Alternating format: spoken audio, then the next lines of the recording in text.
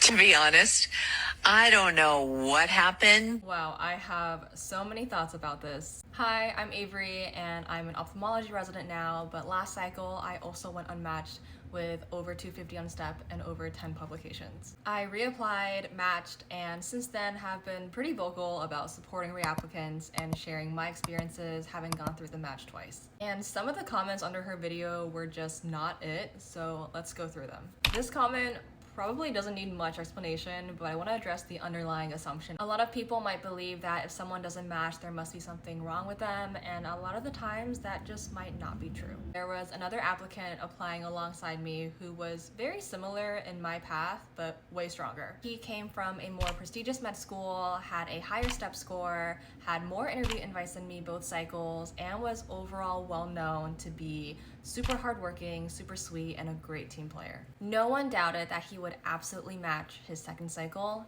and then he didn't.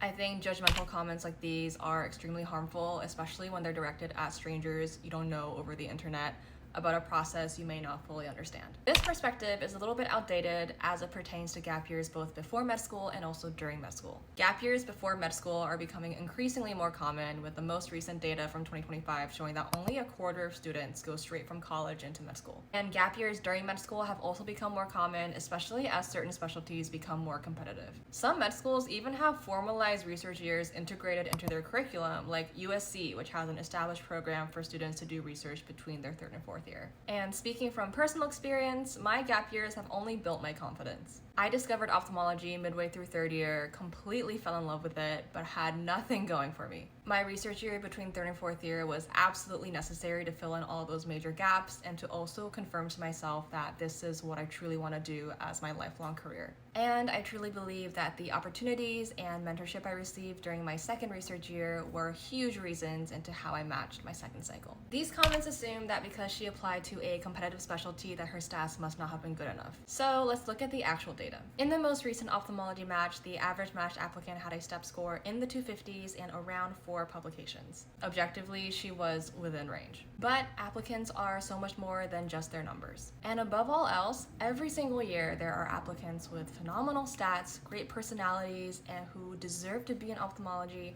who don't end up in ophthalmology just because there are not enough spots for the number of applicants. So I want to applaud this creator for being vulnerable and sharing her story. It takes real courage to open yourself up to judgment like this, especially from people who aren't familiar with the process or haven't gone through it themselves. If she ever chooses to share more of her story, I hope people listen with compassion instead of assumptions.